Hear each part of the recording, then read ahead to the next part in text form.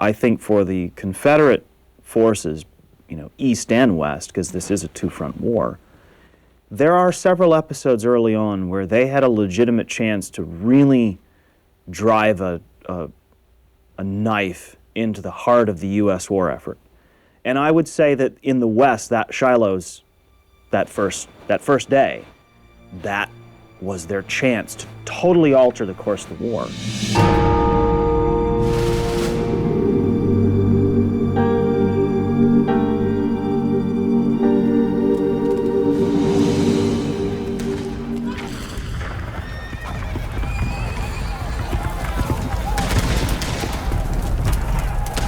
In the hellish terrain surrounding a simple log structure known as Shiloh Church, rages the first epic battle of the Civil War.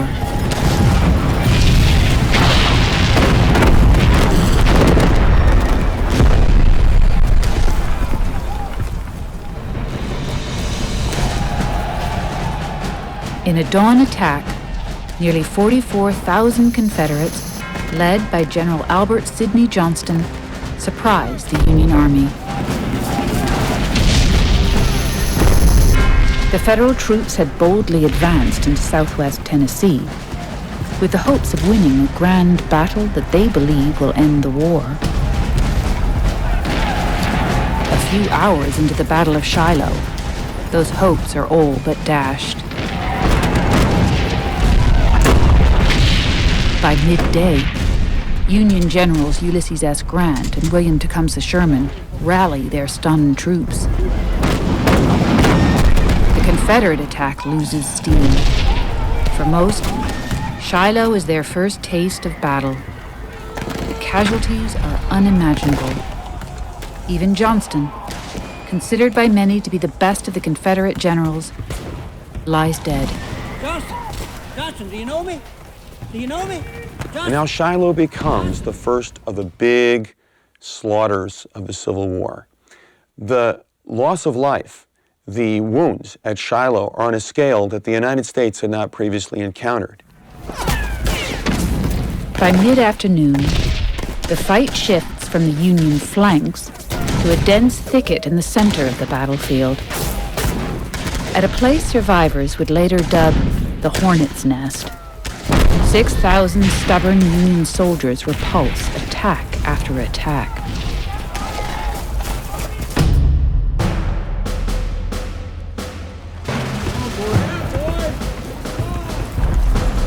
After hours of failed piecemeal assaults, Confederate leaders begin shifting every available cannon on the Shiloh battlefield. The batteries now take aim at the Hornets Nest, just 300 yards away.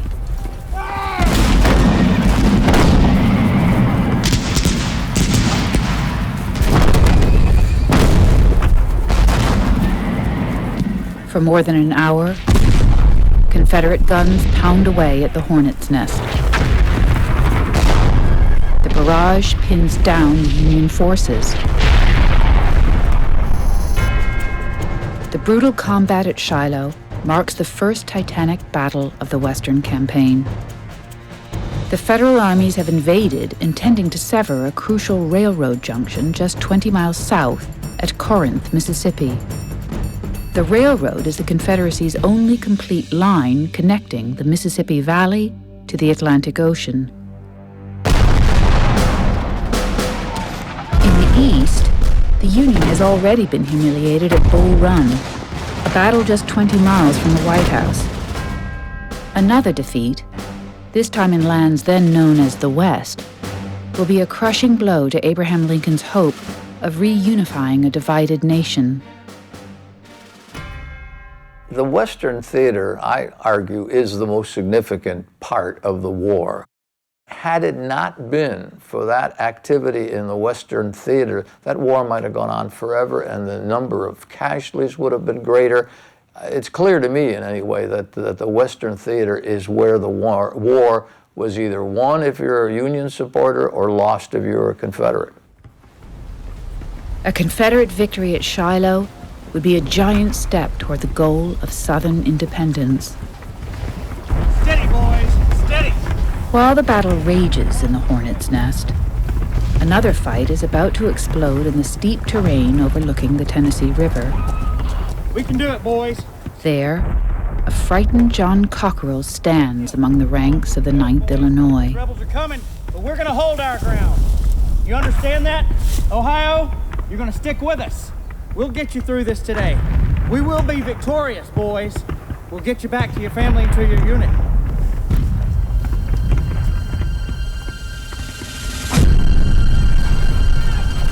Earlier in the day, the 16-year-old from Ohio became separated from his father's regiment during the fierce clash near Shiloh Church.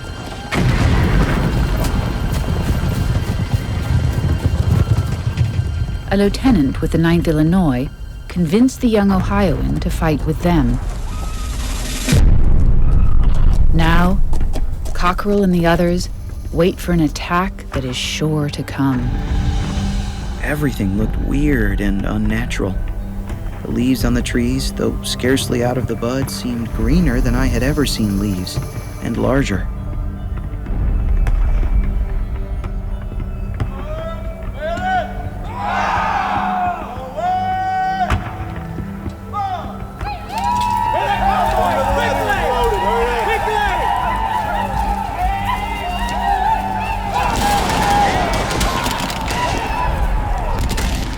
With a suddenness, there came from all along our front a crash of musketry. Actions took the grotesque form of nightmares.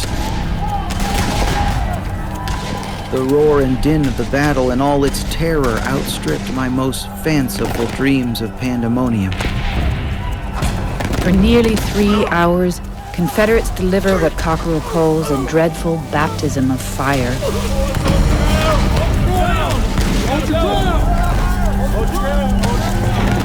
Among those killed is Frederick E. Vogler, the chipper young lieutenant who invited young Cockrell to fight with his regiment. The enemy fire became so terrible we were driven into the ravine. We kept firing as long as cartridges lasted.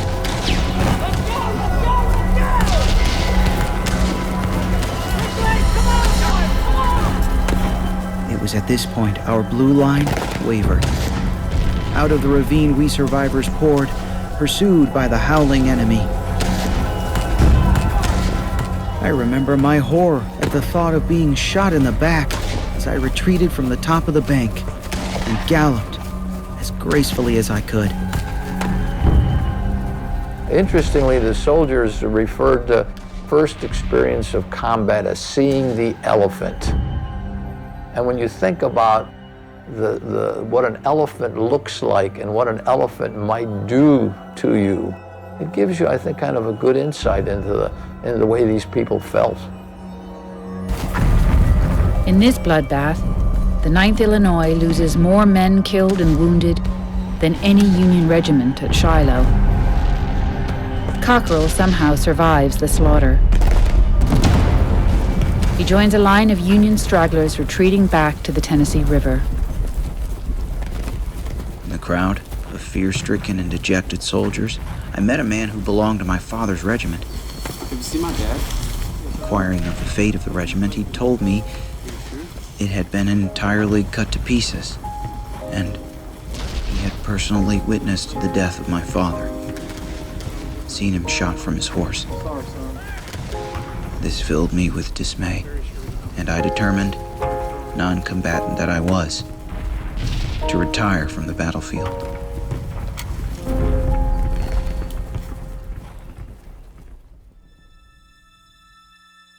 For Federals in the Hornets Nest, the situation has grown desperate. In late afternoon, both flanks of the Confederate Army press forward, tightening the noose. The stubborn Union soldiers are surrounded.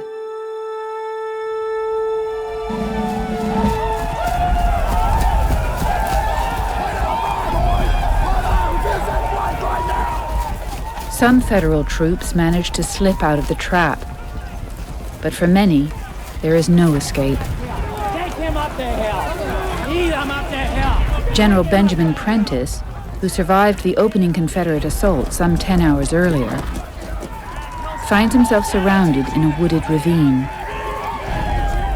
Prentiss surrenders, along with more than 2,200 Union soldiers.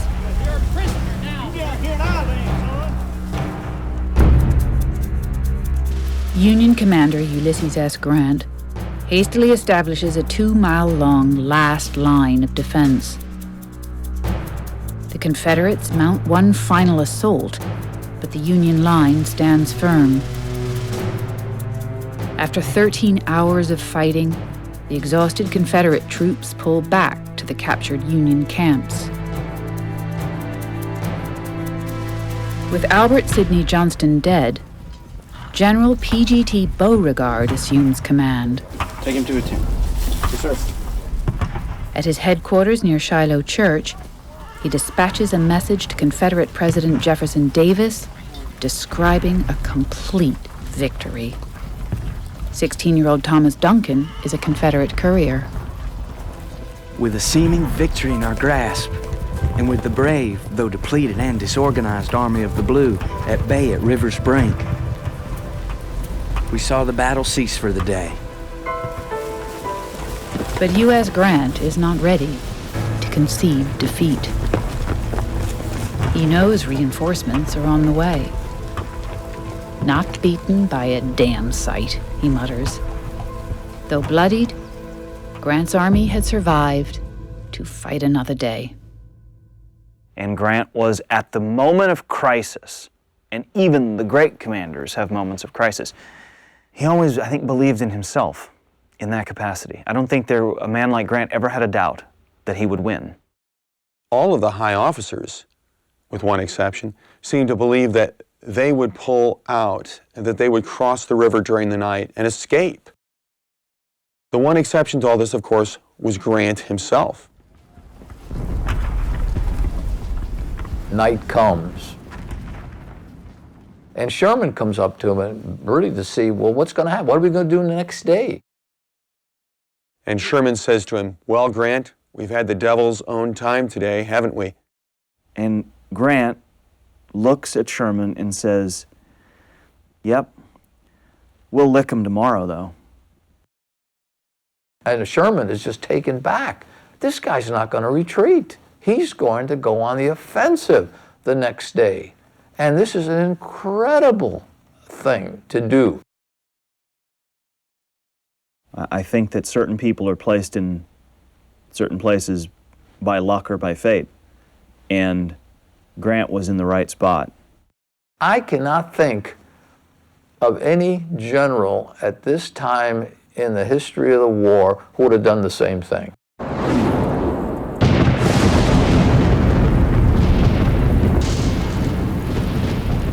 Late that night, a violent storm engulfs the Shiloh battlefield.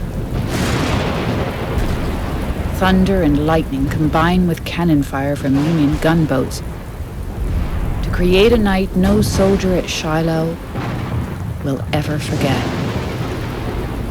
The woods, that first night especially, are filled with sounds that you could never accurately reproduce. There were soldiers who wrote on that first night of hearing the wild hogs feeding on the wounded.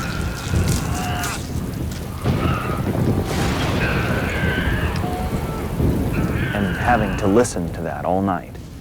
And there's no button you can push to shut it off. And then when the sun comes up, you know it's going to start all over again.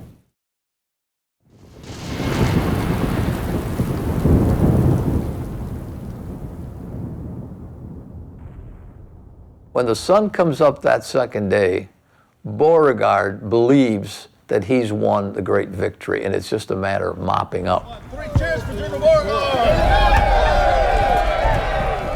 The Union Army was in terrible shape. They've been driven back. Their confidence is broken. They're finished. Defeat is the last thing on Grant's mind. Overnight, 13,000 soldiers, commanded by General Don Carlos Buell, have finally arrived from Nashville.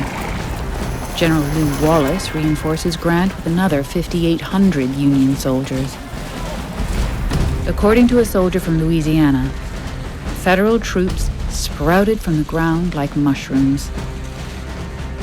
Courier Thomas Duncan. A small squad of us were preparing breakfast when firing began suddenly on the line.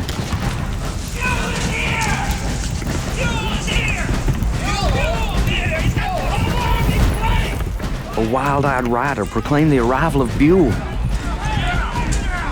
warning us to run for our lives.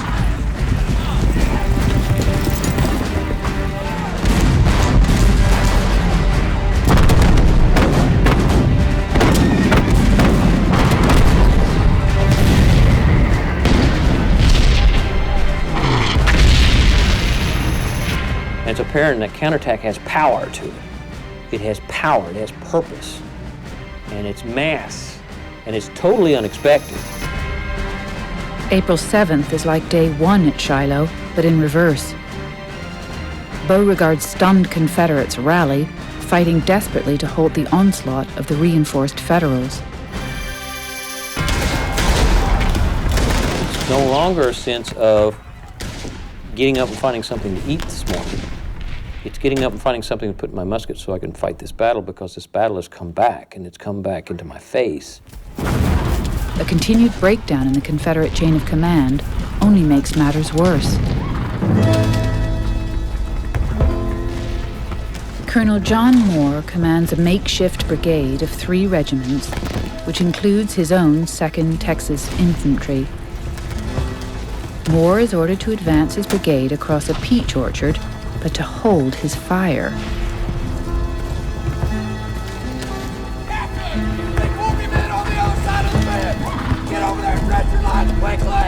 In the woods ahead of him, Moore is told, waits another Confederate force.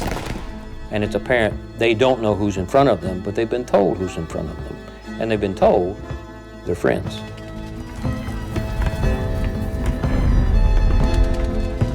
The soldiers located in front of Moore's approaching men are not friends. They are from Indiana and Ohio.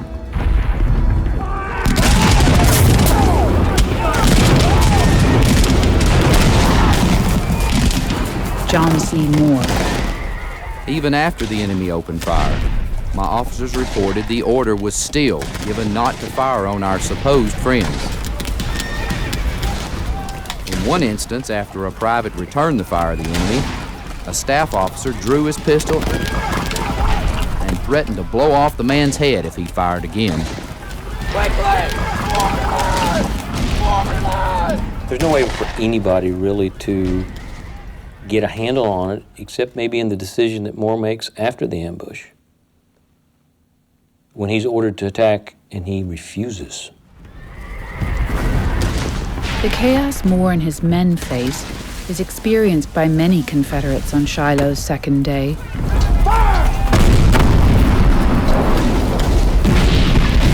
The fighting is every bit as fierce and bloody as the day before. Confederates under General Beauregard's leadership fight bravely.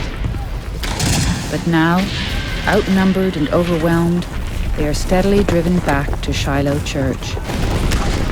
An aide to General Beauregard sums up the situation by saying, "The fire and animation has left our troops."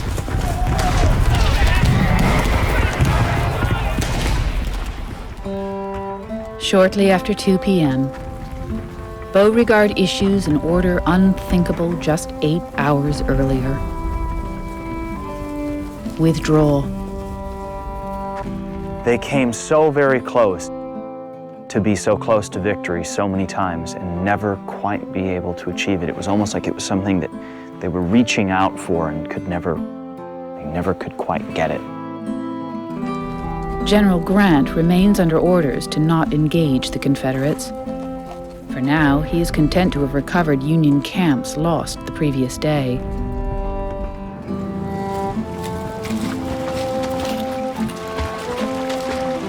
The Confederates endure a bitter 20-mile march back to Corinth, Mississippi. There, they'll dig in to defend the town's vital rail junction. After after Shiloh, laments one New Orleans resident. The South never smiled again. Shiloh illustrates that the war is here and it's deadly. They're going to have to invest everything into the war to win their cause.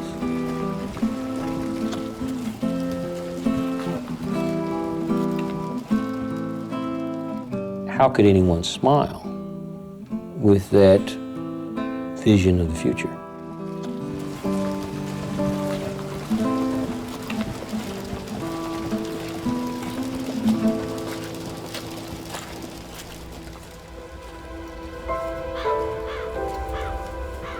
For the next few days, Union soldiers undertake the gruesome task of burying the dead. Even the hard-bitten General Sherman is moved. The battlefield was a heart-sickening sight. The dead were lying in every conceivable shape. Some had fallen with their guns fast in their hands. Others had received the messenger of death, and with their lifeblood ebbing away, had sought the shelters of logs and trees, and laid down to die.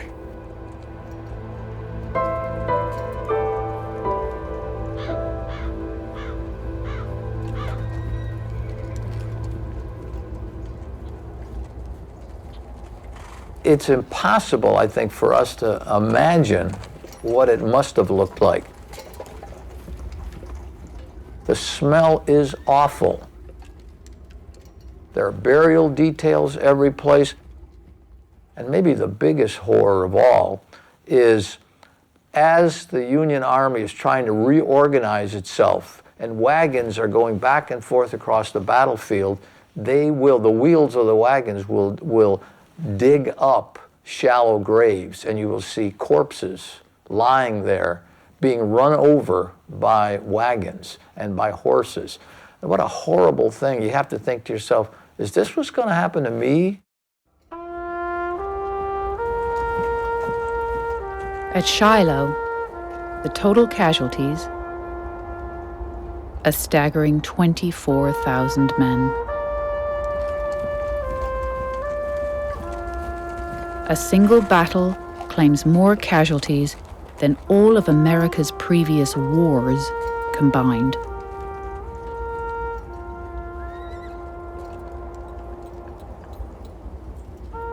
They did arithmetic. All of a sudden they could realize, hell, that's more people lost in 2 days than we've lost in all the wars we've fought to date.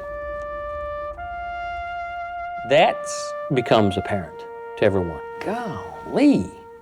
In 2 days, we've amassed, the same amount of killed, wounded, and missing personnel in our military bodies as we've accomplished in nearly a century of existence. That's shocking. You think about the connections of that 24,000. This begins to affect homes, it affects communities, it affects loved ones, friends. Entire communities end up having a bad day because a sizable preponderance of their young men, 18 to 29, are gone. They're no longer, or they're totally torn to pieces and maimed for life, and it just reverberates. The great battle General Grant and others hoped would end the war is in fact just the beginning of a brutal war no one could have imagined. When the battle began, John Cockrell was a young musician. Now, in the aftermath of bloody Shiloh, the 16-year-old Cockrell is a combat veteran. Near dusk, he wanders through the ransacked camp of the 70th Ohio. The last place he saw his father alive. Through the haze is a sight Cockrell can hardly believe.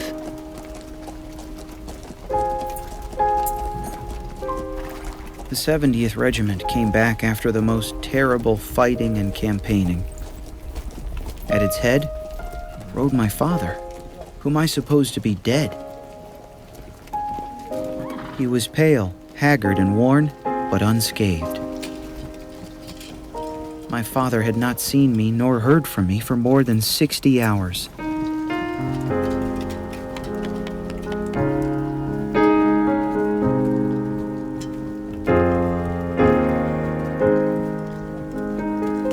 He took me into his arms and gave me the most affectionate embrace my life had ever known. 7 months after Shiloh, John Cockrell returned to the Ohio home he dreamed of during the battle. He would become an accomplished journalist, writing for the Cincinnati Enquirer and the Washington Post. Years later, he would write about 2 days in April 1862, when the world appeared to turn upside down in the thick woods along the Tennessee River.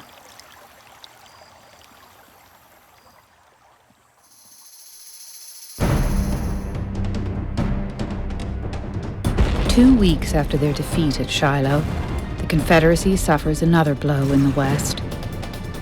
A fleet of Union warships under the command of Admiral David Farragut captures New Orleans, the South's largest city and most important port. And for Confederate troops over 1,000 miles away in Virginia, the war effort begins to falter.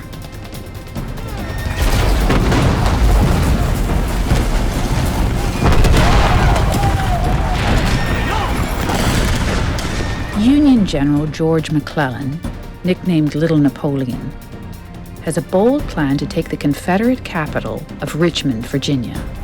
In March 1862, McClellan landed more than 100,000 troops at Fort Monroe and begins to fight his way up the peninsula towards Richmond.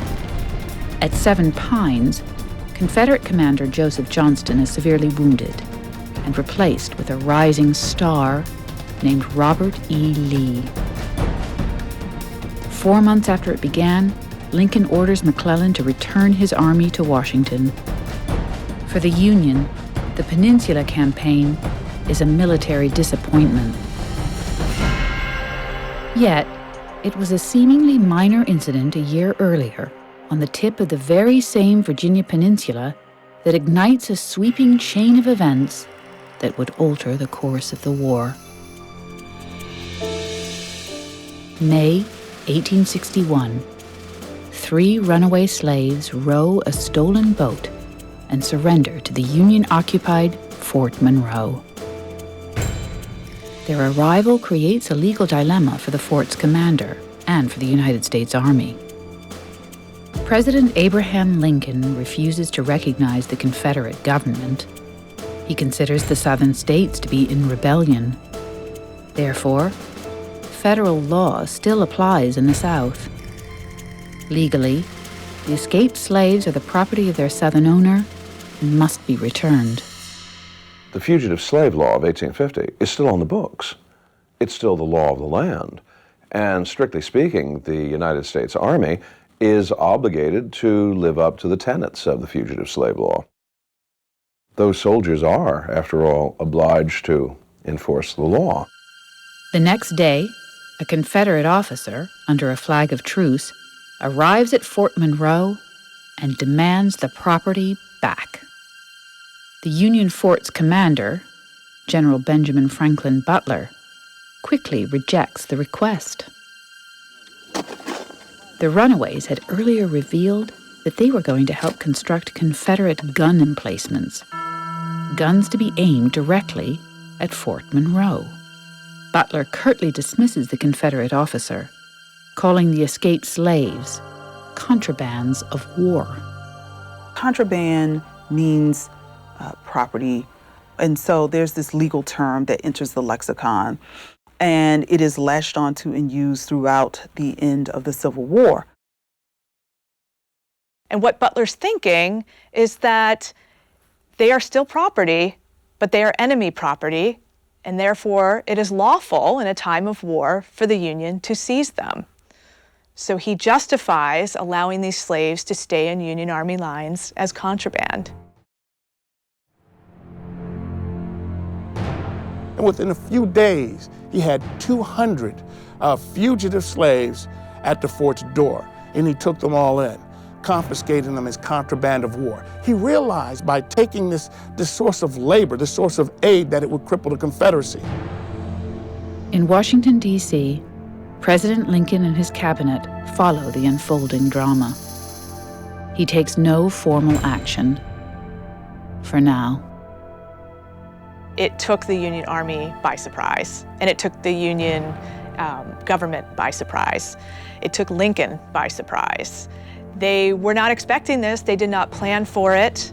They had not encouraged it. They had not put out a welcome mat for the enslaved to come into Union Army lines, but they came anyway. Although Lincoln was not going to encourage people overtly to break the law, he certainly was not going to see slaves who did run away returned to their slavery, to their bonds, to their chattel status. To the contrary, he said, I'd be damned in time and eternity if I ever allowed that to happen. Slaves, he said to Congress, slaves who have achieved their actual freedom are not going to be molested in that. That was as much as waving a very large flag that said, come hither and find safety. The news of the contrabands at Fort Monroe quickly spreads throughout the Union. The news also spreads among the enslaved themselves. What powers the need for freedom for enslaved people is they don't want to be degraded anymore. They don't want to be brutalized anymore. They don't want to exist as property. So all of a sudden you have government officials, you have military officers who are confronted with the fact that we have to take Black concerns seriously. At this point now, you have growing refugee camps within Union lines and in all of the border states. They don't wait for Lincoln to free them. They are agents in their own emancipation.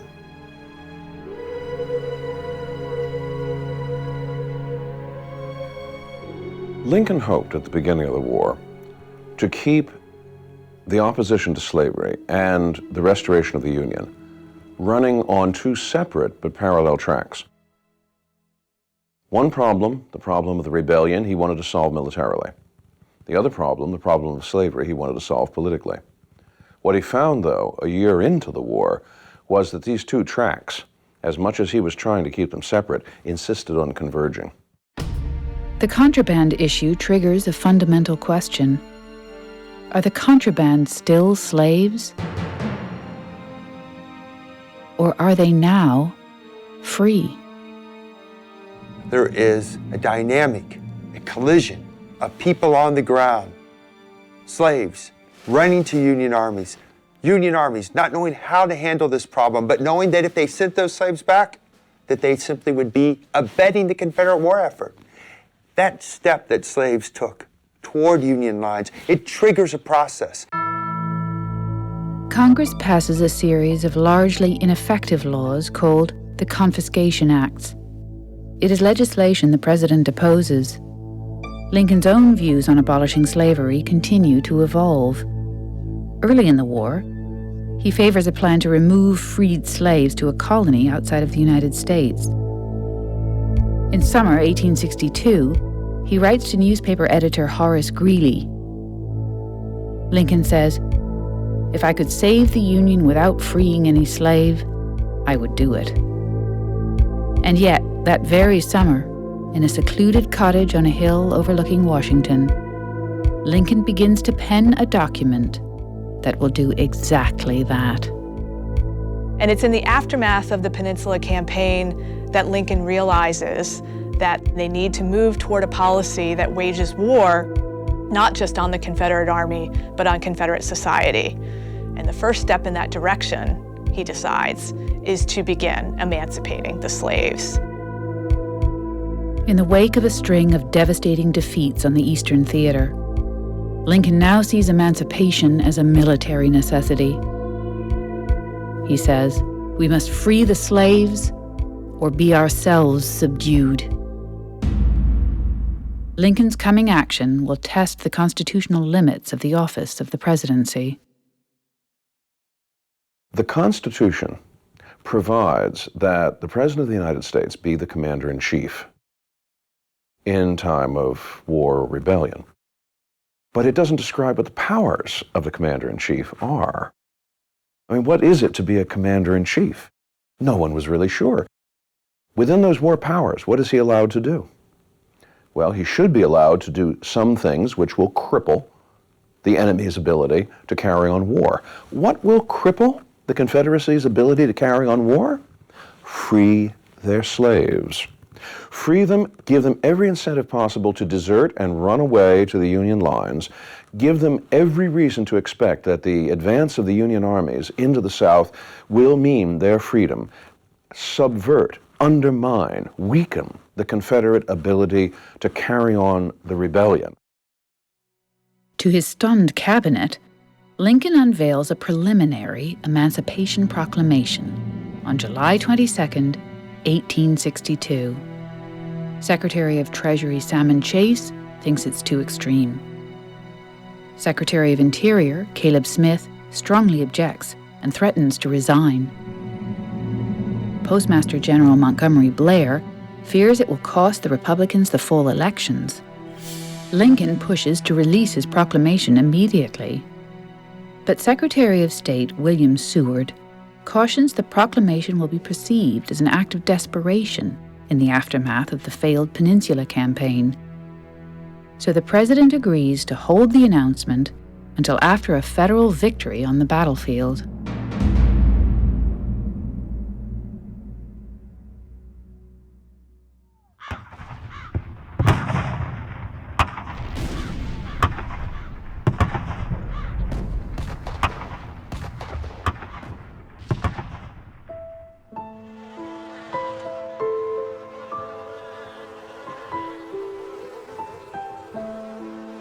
The slaughter at Antietam is hardly the decisive victory Lincoln desired. On September 17, 1862, along Antietam Creek near Sharpsburg, Maryland, more than 22,000 Union and Confederate soldiers are killed, wounded, or missing. That's nearly as many casualties as there were in 2 days of fighting at Shiloh. The Battle of Antietam ranks as the bloodiest day in American military history. Because the Confederates are forced to retreat into Virginia, the Union claims victory, but tactically, the battle is a draw. 5 days after Antietam, on September 22, 1862, Lincoln issues what he calls a preliminary Emancipation Proclamation. The presidential order is a threat pointed directly at the Confederacy. The rebelling states have until January 1st to cease hostilities, or else, on that date, slaves in the rebelling states will be forever free. Delivering the preliminary Emancipation Proclamation was a revolutionary moment. It was a terrific blow against the Confederacy. For white Southerners, when Lincoln issued it after the Battle of Antietam, they recognized that this war for Union now was a war for Union and the destruction of slavery. The North had now raised the stakes of the game. No longer just a war for Union, but a war for Union and for Black freedom. That turned a war of conciliation into a revolutionary struggle.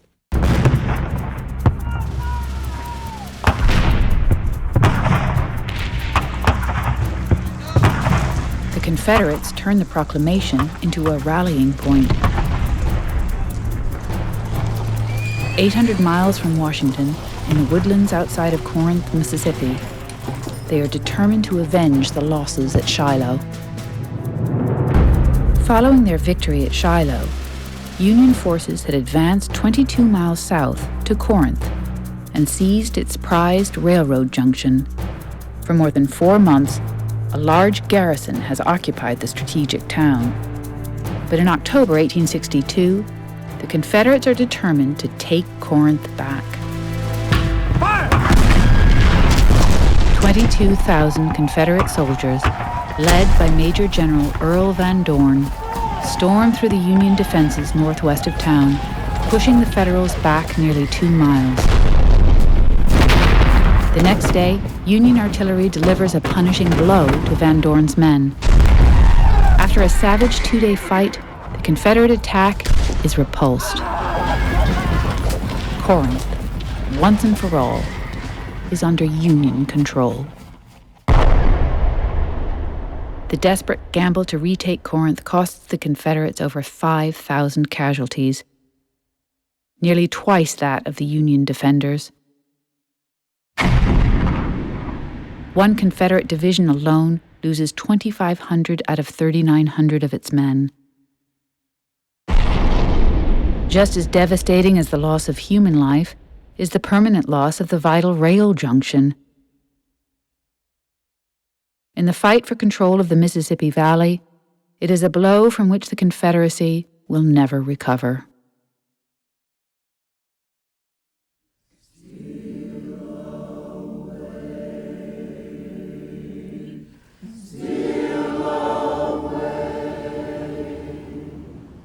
The timing of the Union victory at Corinth and Lincoln's preliminary Emancipation Proclamation unleashes a movement throughout the Mississippi River Valley.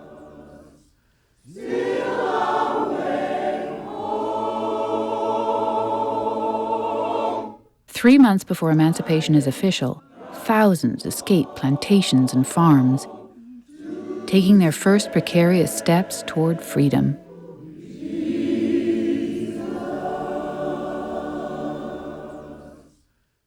One Union officer complains, "They will not even wait for January 1st.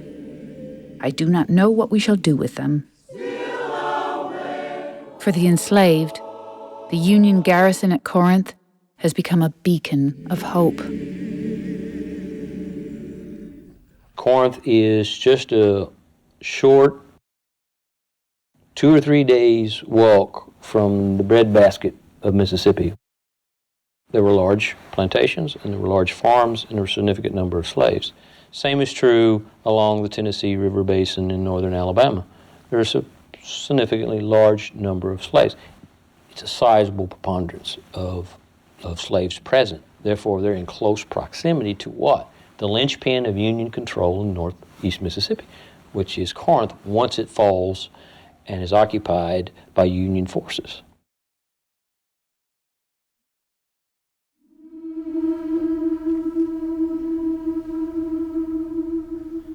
In the years leading up to the war, small bands of escaping slaves sought freedom along an underground railroad leading north.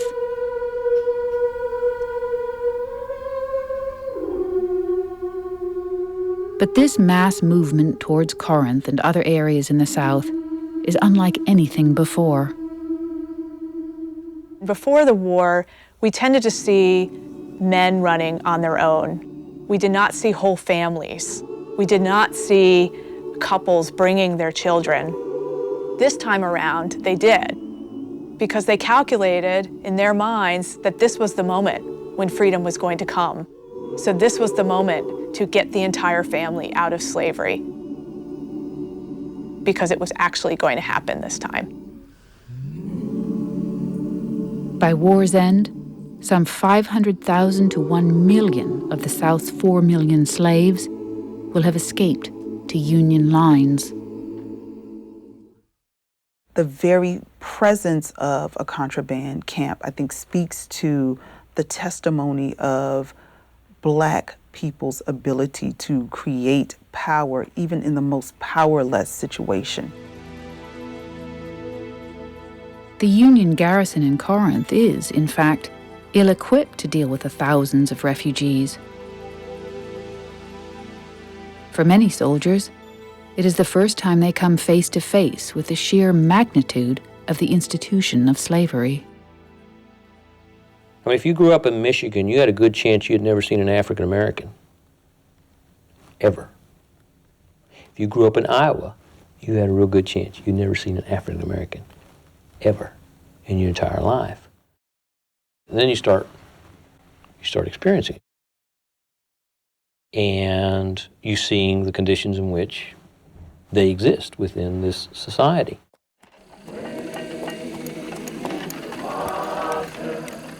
For temporary shelter, the Union Army issues the Contrabands old army tents. But at Corinth, the former slaves are determined to transform a refugee camp into a community. They lay out streets, build a church, hospital, and school. They plant and harvest crops. Most importantly, they plant seeds of hope. We've escaped, so now let us do what we have always been trained to do. We will set up our own camps. We will live in these spaces. We will grow food. We will try to heal each other. We will try to live out some semblance of life as free people, or at least quasi-free people. And so they did what they had always done. They served each other. They served white people, because that's what slaves are trained to do. Except they now, for the first time, are paid for their labor. It is just part of the transition from slave to freed men and women.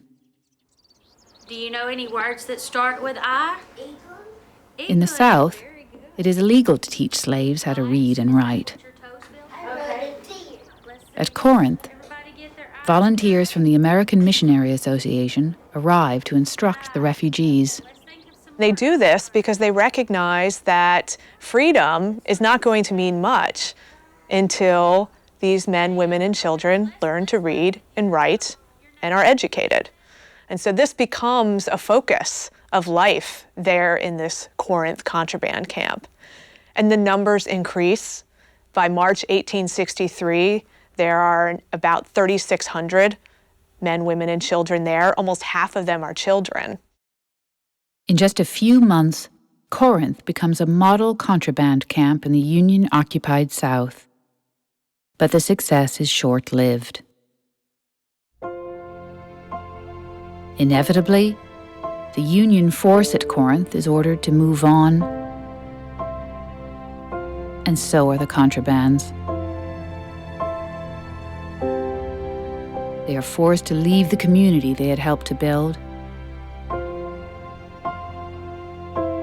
and travel 100 miles to a refugee center in Memphis. And that's the end of the Corinth contraband camp. It disappears. It's done. So its life is short. It has a lot of hope and a lot of promise, but it is blown away in some ways by the military, the changes in the military situation. And in some ways, that really is representative of what happens in a lot of places and tells us something about what it means to become free in the middle of a war. The military situation is constantly creating upheavals in the lives of these men, women, and children trying to become free. So the story of Corinth is in some ways the story of what happens everywhere.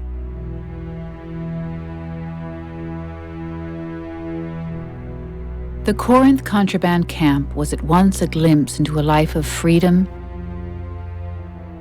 and a harbinger of the struggles ahead. Its brief success is a glimmer of hope in a year that has seen North and South spiral into an abyss of hard war.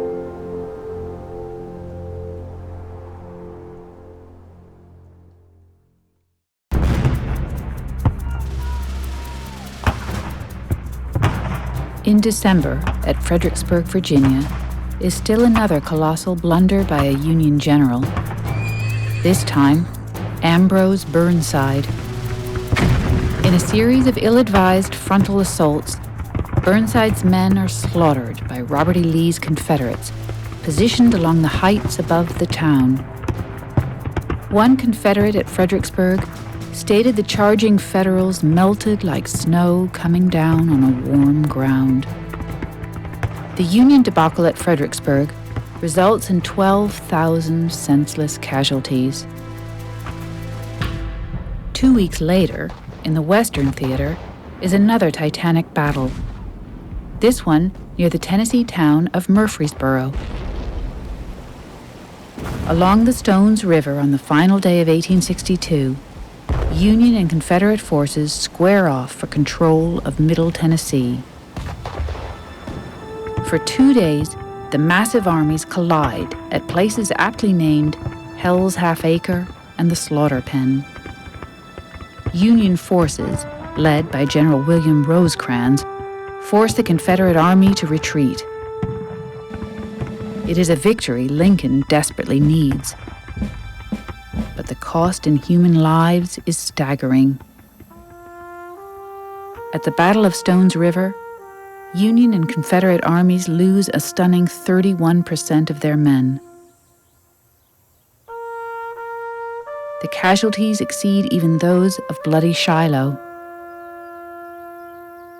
The shocking death tolls are another nightmare to a public now growing numb to the bloodbaths of the Civil War. Lincoln says, "If there is a worse place than hell, I am in it." Went through fiery trials. In the dying light of 1862, America's fiery trial now seems to be a war without end. The flame shall not hurt thee. I only design thy draws to consume, and I go to refine.